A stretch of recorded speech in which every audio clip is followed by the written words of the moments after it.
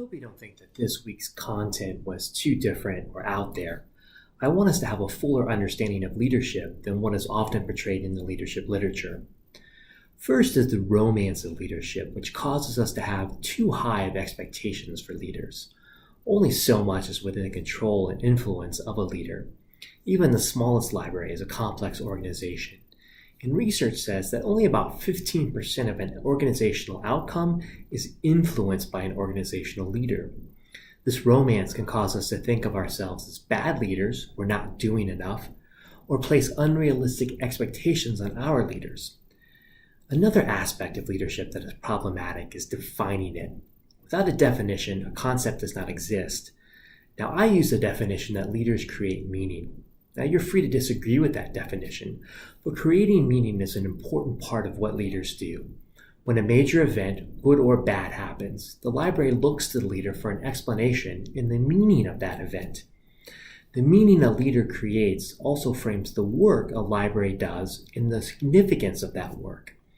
This is the most basic and important way a leader can create meaning, the mission and vision of the library. This is where followers come into play. Now, followers is a loaded term, but it is the one that's used in the literature.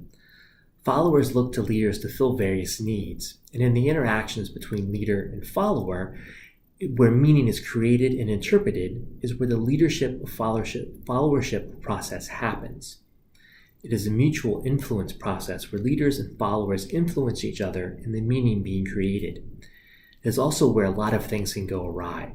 Leaders can fail to create meaning, followers can reject the meaning, not act on it, or misinterpret it. Followers actually have a lot of power in this process. How they choose to respond to those leadership interactions is crucial to a leader's success. Followers can thwart leaders by being bad at their jobs, not doing their jobs, and in a whole host of subtle and not subtle ways. Leaders can be limited in their responses and how effective those responses are. In most of our libraries, it's very difficult to fire someone, and even if it was easy, you can only fire so many people before a library can no longer function. Bad performance reviews can actually hurt a leader because poor organizational performance is thought to be a reflection of bad leadership. And why is that? Well, it's the romance of leadership. I hope you found some interesting and helpful information and ideas to think about this week. If you have any questions or comments, you can post them in the General Conversations forum, and I look forward to reading all of your leadership definitions and theories.